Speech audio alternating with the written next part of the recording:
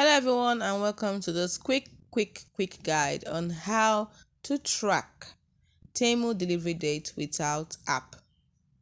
So the first thing you need to do is launch a browser, and at the top search bar type in login, login. Login. You will see Temu login itself.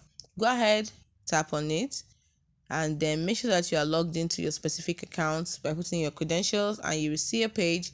And in that page, in order to make sure that you have logged into your account, you also see your initials there. Tap on it and you will see your orders. As in, tap on your initials and you will see your orders. Then you have to tap on it again, and right there make sure that you're under orders. So if you tap on your initials, you will see your orders. Then you will see all orders. You will see all the orders that you have placed, and then you also see the delivery address. If you tap on this, you will see the shipped or processing, or those that are under processing options. So if your order is still being processed, you will see the delivery date, and that's how you can solve this problem.